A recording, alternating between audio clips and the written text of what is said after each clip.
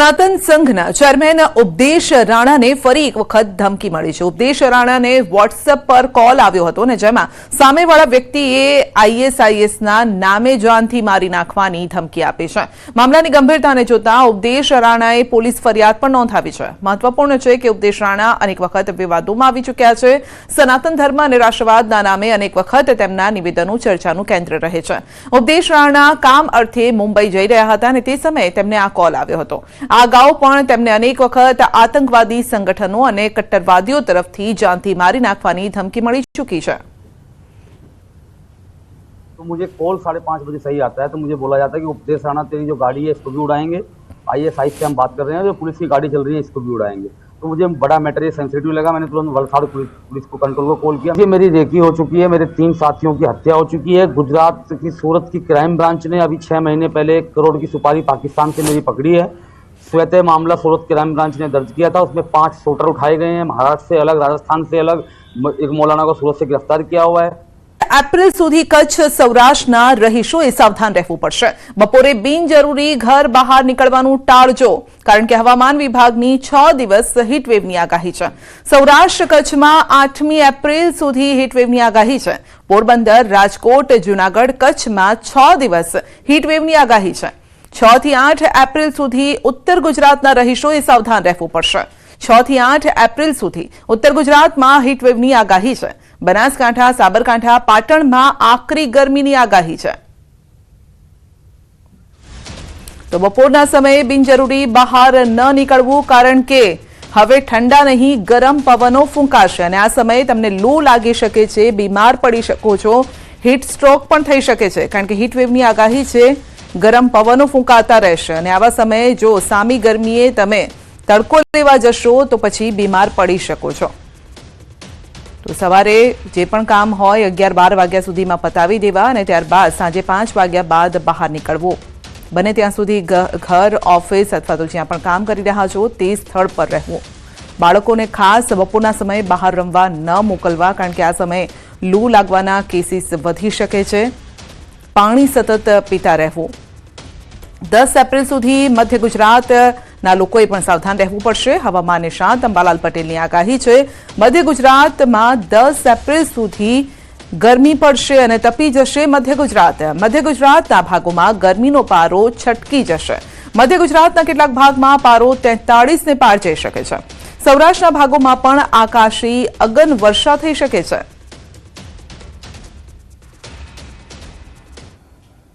હવે એપ્રિલ માસમાં હવામાનમાં મોટા પલટા આવશે। એપ્રિલની શરૂઆતથી ગરમી પડવાની શક્યતા રહેશે। 10મી એપ્રિલ સુધીમાં મધ્ય ગુજરાતમાં 43 ડિગ્રી સેલ્સિયસ જેટલું મહત્તમ તાપમાન થવાની શક્યતા રહેશે। ઉત્તર ગુજરાત, પૂર્વ ગુજરાત, સાબરકાંઠા, કચ્છના ભાગોમાં પણ 41 ડિગ્રી સેલ્સિયસ જેવું રહેવાનું મહત્તમ તાપમાન થવાની શક્યતા રહેશે। રાજકોટના ભાગમાં, ઉત્તર સૌરાષ્ટ્રના ભાગમાં, સુરેન્દ્રનગરના ભાગમાં પણ મહત્તમ તાપમાન 41 ડિગ્રી સેલ્સિયસ જેવું રહેવાની શક્યતા રહે। જૂનાગઢના ભાગોમાં પણ મહત્તમ તાપમાન 41 ડિગ્રી સેલ્સિયસની શક્યતા રહે।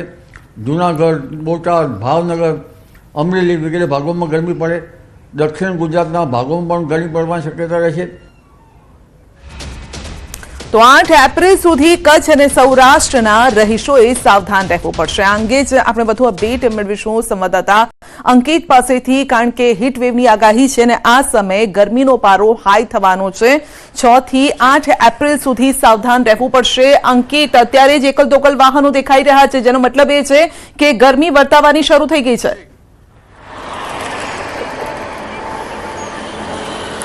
ચોક્કસ સંધ્યા, ખાસ કરીને વાત કરવામાં આવે તો જે પ્રમાણે ગરમીનો પારો સતત વધી રહ્યો છે, આગામી 5 દિવસ સુધી જે પ્રમાણે હવામાન વિભાગ દ્વારા આગાહી કરવામાં આવી છે ને તાપમાનનો પારો છે તે મહત્તમ 42.5 ડિગ્રી સેલ્સિયસ સુધી રહેવાનો છે, આ પ્રકારની આગાહી છે તે હવામાન વિભાગ દ્વારા કરવામાં આવી છે। ન માત્ર આ તાપમાનનો પારો રાજકોટ પરંતુ સમગ્ર સૌરાષ્ટ્રની અંદર અંગ દજાડતી ગરમી છે તે પડવાની છે ને આ પ્રકારની આગાહી છે તે હવામાન વિભાગ દ્વારા કરવામાં આવી છે। ખાસ કરીને વાત કરવામાં આવે તો હવામાન વિભાગ દ્વારા જે આગાહી કરવામાં આવી છે તેને લઈને પોરબંદર, રાજકોટ, જૂનાગઢ તેમજ કચ્છ સહિતના જે વિસ્તારોમાં 6 થી 8 એપ્રિલ દરમિયાન અંગ દજાડતી જે ગરમી છે તે પડવાની છે ને જે પ્રમાણે ગરમી પડી રહી છે તેના કારણે જુદા જુદા જે રોગોના કેસ છે તેની અંદર પણ સતત વધારો છે તે થવા જઈ રહ્યો છે. સાથોસાથ લૂ લાગવાથી લોકોના મૃત્યુ થઈ રહ્યા હોય તે પ્રકારનો બનાવ છે તે પણ ખાસ કરીને સામે આવી રહ્યો છે. સાથોસાથ તાવના કારણે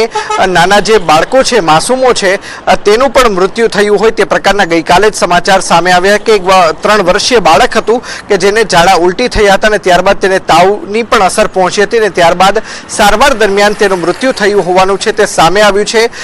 બીજી તરફ જે પ્રમાણે હીટવેવની આગાહી થવા પામી છે તેને લઈને રાજકોટ મહાનગરપાલિકા દ્વારા એક એડવાઇઝરી પણ બહાર પાડવામાં આવી છે. એડવાઇઝરીની અંદર હીટવેવની આગાહીને લઈને ખાસ કરીને લૂ લાગવાના કયા પ્રકારના લક્ષણો હોઈ શકે છે, સાથોસાથ ડિહાઇડ્રેશન ન થાય તેના માટે લોકોએ કયા પ્રકારની સાવચેતી રાખવી જોઈએ. સાથોસાથ રાજકોટ મહાનગરપાલિકાના કમિશનર દ્વારા લોકોને અપીલ પણ કરવામાં આવી છે કે ખાસ કરીને વયોવૃદ્ધ અને સગર્ભા મહિલાઓ છે, સાથોસાથ નાના બાળકો છે, તે બિનજરૂરી ઘરની બહાર નીકળવાનું ટાળે. સાથોસાથ બપોરના 1 થી 5 વાગ્યા દરમિયાન લોકો બિનજરૂરી ઘરની બહાર નીકળવાનું ટાળે. આ પ્રકારની જે રિક્વેસ્ટ છે તે પણ મહાનગરપાલિકા દ્વારા કરવામાં આવી છે. સંધ્યા જી, આ સાથે જ ઘણી વખત આપણે જોયું છે, ખાસ કરીને ઉનાળામાં કહેવાય છે, ગુજરાતીમાં એક કહેવત પણ છે કે પાણી પાયાનું પુણ્ય મળે છે. ઘણી જગ્યાએ પરબો બાંધવામાં આવતી હશે, સેવાભાવી સંસ્થાઓ આવા કામ કરતી હોય છે, પરંતુ તંત્ર દ્વારા કયા પ્રયાસો છે?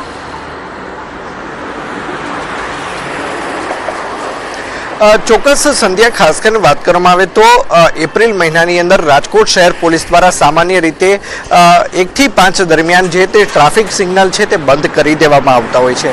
રાજકોટ વાસીઓએ પણ માંગ કરી હતી અને ન્યૂઝ 18 ગુજરાતી દ્વારા અહેવાલ પણ પ્રસારિત કરવામાં આવ્યો હતો, પરંતુ હજુ સુધી લોકોએ છે તે ટ્રાફિક સિગ્નલ ઉપર ધમધકતો તાપ છે તે સહન કરવાનો વારો આવે છે ને રાજકોટ શહેર પોલીસ દ્વારા ટ્રાફિક સિગ્નલો છે તે બંધ કરવામાં નથી આવ્યા. બીજી તરફ આપે જે વાત કહી કે સૌરાષ્ટ્રની તાસીર રહી છે, જ્યારે પણ ઉનાળો આવતો હોય છે ત્યારે સેવાભાવી સંસ્થાઓ હોય છે તે દર ચોકે અને મહોલ્લાની અંદર છાશનું વિતરણ કરતી હોય છે. ત્યારે છાશના વિતરણના કેન્દ્ર પણ રાજકોટ શહેરની અંદર શરૂ થઈ ચૂક્યા છે.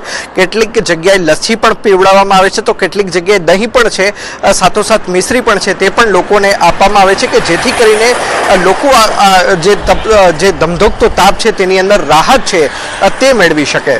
જી બિલકુલ અંકિત, આપનો આભાર અમારી સાથે જોડાવા બદલ. તો ગરમી બરાબરની પડવાની છે, તમારે સાવધાન રહેવું પડશે. તો બપોરના સમયે બિનજરૂરી બહાર નીકળવાનું ટાળજો અને ખાસ કરીને બાળકોને ઘરમાં રાખજો, કારણ કે હવે વેકેશનનો સમય પણ આવશે અને આવા સમયમાં કાં તો એક્ઝામનો સમય છે અથવા તો વેકેશનનો સમય ઘણા લોકોને આવી જશે, એટલે આવા સમયે બાળકો બીમાર ન પડે તેની તકેદારી પેરેન્ટ્સે રાખવી પડશે. 6 થી 8 એપ્રિલ સુધી ઉત્તર ગુજરાતના લોકોએ સાવધાન રહેવું પડશે. આ સાથે જ 10 એપ્રિલની વાત કરીએ તો મધ્ય ગુજરાત તપી જવાનું છે અને આ સાથે જ અંબાલાલ પટેલે જે આગાહી કરી છે તે મુજબ તાપમાનનો જે પારો છે 43 ડિગ્રીને પાર જઈ શકે છે, એટલે કે આકાશમાંથી સૂરજદાદા આગ ઓકવાના છે અને આવા સમયે બીમારીઓ વધી જતી હોય છે. છેલ્લા દિવસોમાં આપણે જોઈ રહ્યા છીએ કે સિઝનલ ઇન્ફેક્શનના કેસ પણ વધી ગયા છે. 4 થી 5 દિવસ માટે કચ્છવાસીઓને ભારે ગરમીનો છે તે સામનો કરવો પડશે, કારણ કે હવામાન વિભાગે 8 એપ્રિલ સુધી છે તે હીટવેવની આગાહી કરી છે. હાલ બપોરનો સમય છે, જે રીતે આપ દ્રશ્યોમાં જોઈ રહ્યા છો કે લોકો છે તે બહાર નીકળતા હોય છે ત્યારે મોઢા પર છે તે રૂમાલ અથવા દુપટ્ટો બાંધીને નીકળતા હોય છે. ત્યારે જાણકારોનું પણ કહેવું છે કે આગામી જે હીટવેવની આગાહી હવામાન વિભાગ દ્વારા આપવામાં આવી છે ત્યારે લોકોને બપોરના સમયે છે તે કામ વગર બહાર ન નીકળવું જોઈએ, કારણ કે બપોરના સમયે છે તે 40 થી 42 ડિગ્રી છે તે તાપમાન પહોંચતું હોય છે. ત્યારે લોકો છે તેઓની પણ પાછી હાજરી જોવા મળતી હોય છે, પરંતુ આગામી જે હવે 8 એપ્રિલ સુધી જે હવામાન વિભાગે જે રીતે આગાહી કરી છે ત્યારે કચ્છવાસીઓ છે તેને ભારે ગરમીનો છે તે સામનો કરવો પડશે.